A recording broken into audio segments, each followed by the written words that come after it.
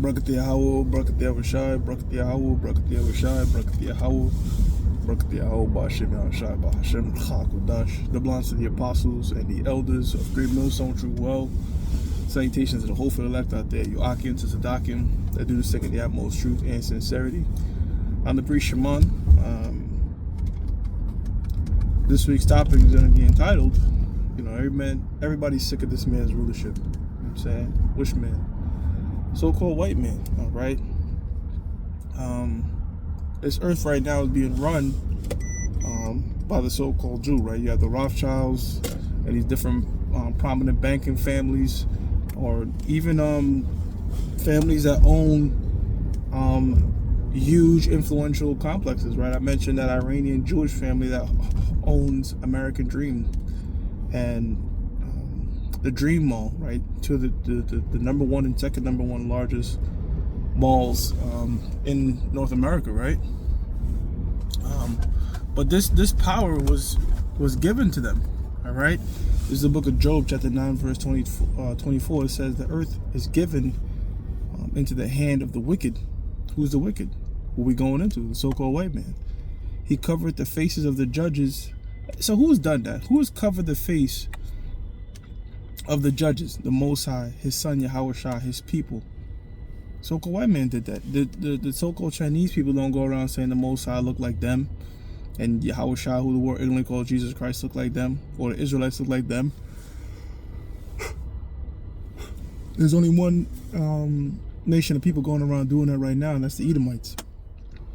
He covered the face of the judges thereof. If not, where and who is he? So who else is doing it? That's my question I'm posing. And it's Esau Edom. When you go to in the book of Genesis, the 27th chapter, a particular blessing that was given to Esau by our forefather, actually, because Isaac is the father of Jacob and Esau, and out of Jacob came the 12 tribes, which we were a part of, Negroes, Latinos, Native Americans, the true Israelites. But he also spawned Esau, Edom, our adversary, which is where you get so-called white people from, right? Esau in the Hebrew is like Shashua, which means wasted away is he, and that wastedness is talking about his pigmentation. So he was promised when he did, when Jacob supplanted him for the birthright of the firstborn, he wept bitterly, and he asked Isaac for a blessing, and one of the blessings that Isaac gave him was the fatness of the earth. So the fatness of the planet Earth, the earth itself, is given into this man, and he has run it disastrously, right? And scriptures like Isaiah 10:1 that speaks about unrighteous decrees, so different laws and stuff the so-called white man has put into place that's just been grievous on the world, all right? And how they're treating the earth, all right? Our people are in tune with the planet Earth. We feel what the earth feels. I'm talking about the Israelites. So-called white men don't have that connection. So, when you go into the laws, it speaks about a land Sabbath, giving the time for the earth to rest. That's not done. So if any way he's gone, it's just been debris and bullshit. Look at pictures of Mount Everest. You see all types of camping shit left there. It looks just, disgusting. Now, the book of Proverbs, chapter 29, verse 2 says, when the righteous are in authority, all right, the people rejoice. Are people rejoicing now? No, people are running out bills, wars,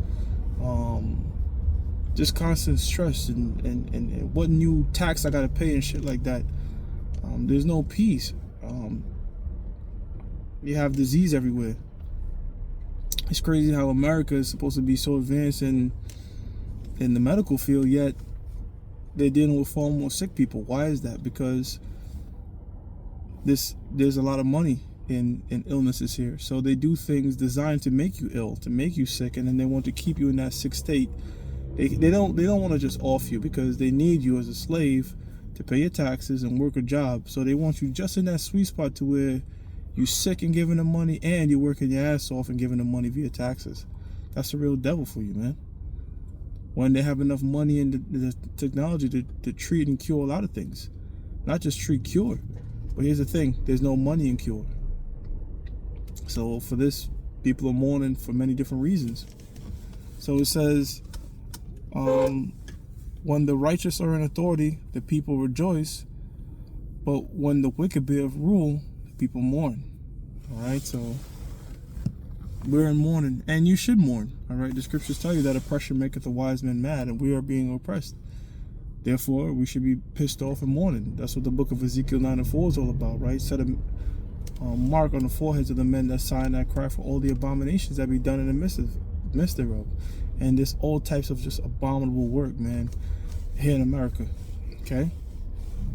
It's really like whatever the scripture says to uphold, this place is doing the inverse of that. Proverbs 11 and 10 says, when it goeth well with the righteous, the city rejoiceth. And when the wicked perish, there is shouting, right? A shouting for happiness.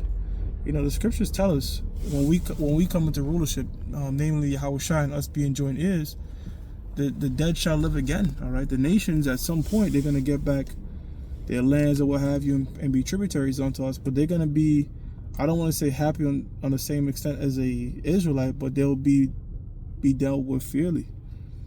You know, it's not going to be like this kingdom here. Because why? Because we're going to be running things according to the law.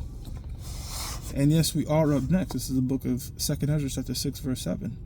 Then answered I and said, what shall be the parting asunder of the time? So this is Ezra speaking to the angel, asking, when's the end? When's the end time? When's the end of all this bullshit rulership, us being under rule, whether it be the Persian Empire or Greeks or these different, when's the end of all this, and when do we rule? And he says, oh, when shall be the end of the first and the beginning of it that followeth, right? And that first was Esau. Esau came out first. So when's going to be the end of this man's rulership? And the angel responded in verse 8, said, and he said unto me, from Abraham unto Isaac, when Jacob and Esau were born of him. See, so it all goes back to Jacob and Esau, right? Well, this is the main protagonist and antagonist in this story right now. Jacob being the protagonist, the hero, and so-called white man being the antagonist to Jacob, not just Jacob, the entire earth. You see? When Jacob and Esau were born of him, Jacob's hand held first the heel of Esau. Right, so Jacob's hand held first the heel of Esau, which was symbolic of, it literally did happen, but it was a foreshadowing that we're going to yank this man out of his rulership. You know, because typically when the firstborn comes out, they get the blessing. However, due to a course of events led by the Most High, Jacob eventually got the first right blessing. But it was all set up that way in the spirit. There is no free will. Okay, when you read scriptures like Proverbs 16 chapter in the first verse, everything is ordained of the Most High. So it was set up in the spirit by the Heavenly Father that Jacob would get the firstborn blessing anyways. Verse 9, for Esau is the end of the world, end of a rulership, not the planet Earth. The scriptures tell us that the earth abideth forever. And Jacob is the beginning of it that follows. So after this man goes out, taken out by the blessed missiles of Yahweh Shem Yahushua doing thermonuclear destruction, we're going to rule. Yahushua ruling, the 12, our people as a whole, man, finally at peace and things being done correctly. You know what I'm saying? Things being done according to the scriptures. Not how you feel, not sort of any wicked devices they get from Satan, but just being followed by the true instruction manual of life, which is the Bible. You know? There's certain things right here in these scriptures, really, you can't even say them in a public setting, but it should be natural. It should be natural to say, hey, my woman should be in line, you know? You say that, she should have her own. No, man, the scriptures tell you that there's an order of things. You have Yahushua, the man and the woman, you know what I'm saying? But that freaks people out. When you tell people that alphabet stuff, according to the scriptures, you should be put to death for that. It's like, whoa, what the hell? But that's in the scriptures. Now, I'm not saying that's something you go out and do, especially not in this man's kingdom. All right, but there's so many things that's being promoted in this kingdom. Adultery, all right, bragging about dealing with another man's woman, all right, that's esteemed, okay? And then things that's esteemed in the scriptures, such as having multiple wives that are in total obedience to you, is frowned upon and in some cases illegal. You see?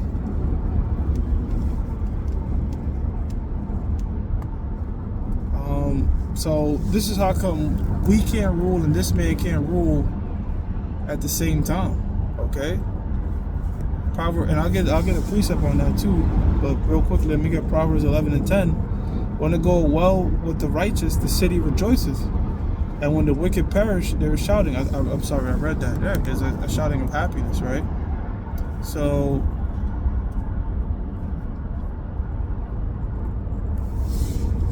Proverbs 28:28, it says, when the and how we know that this wicked is talking about the so-called white man? I mean, there's scriptures in the book of Maccabees, right? It speaks about when Antiochus died and his generals got split up and all that. It said that wickedness was multiplied throughout the earth, man. Proverbs 28:28 says, when the wicked rise, men hide themselves. When they perish, the rejoice increase. And that's just, precept matching the shouting part of rejoicing, man. All right, when this devil goes down,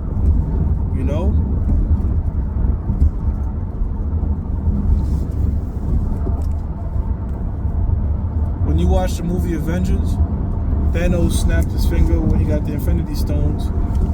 The Infinity War and destroyed half the population, and people were like very devastated and what have you, and all the stuff that was lost. But in the sequel, you start seeing like the earth revert back to its natural state, which you had like whales and stuff in San Francisco just jumping around. You see this stuff right here, this concrete we drive upon and all that. The earth hates it.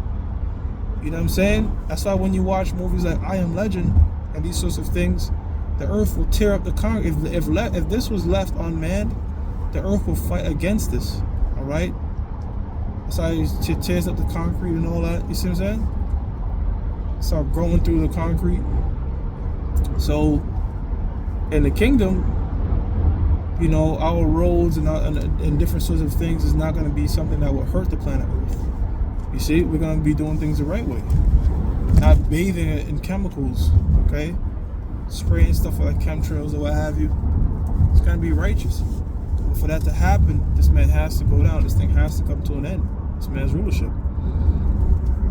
To prove that, this is the book of Psalms chapter 94, verse 20. It says, shall the throne of iniquity have fellowship with thee? Right, the throne of iniquity is this throne, all right? Iniquity, sin upon sin. Can that rulership mesh with Yahweh's coming rulership with us being joined heirs? Hell no. It says, shall the throne of iniquity have fellowship with thee, which frameth mischief by a law? Right, which frameth mischief by a law. Okay? Frameth mischief by a law.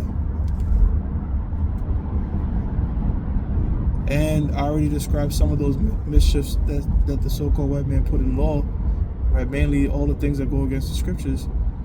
But that's where a problem arises. The moment you start to deviate from the scriptures and lean onto your own understanding of how things should be governed and how things should be run, that's where confusion comes. And this place is just a constant state of confusion and sin. See?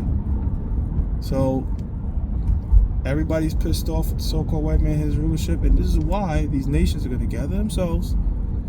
All right, especially a lot of these countries in the Middle East, man, they pissed off with the so-called Jew, namely them ones in Israel, and they're going to shoot missiles on this bitch. All right, we're just waiting on that chip. And by the way, the chip's been out for a very long time, man. All right, it's not like, oh, they're working on it. This thing has been out for decades, man. I was speaking to a military guy. Every time if you brothers ever bump into a military guy, always talk to them about military technology, because they always say things fascinating.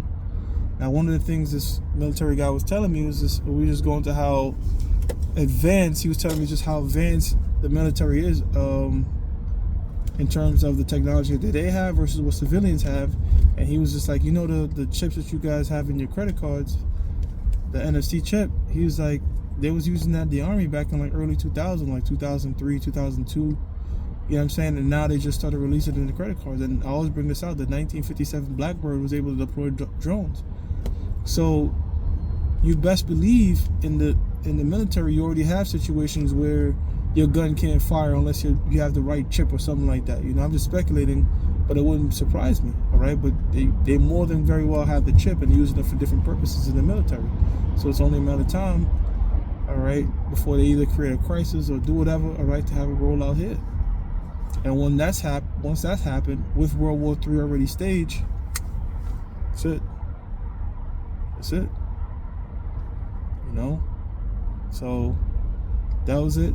Quick lesson. We're going to give all praises to Yahweh, Ba'ashem Yahweh Shah, Ba'ashem Akhlaq. The belongs to the apostles and the elders of Great Millstone True Well. Salutation to the hopeful elect out there, you Akim to Zadakim that do this thing in the utmost truth and sincerity. Shalom.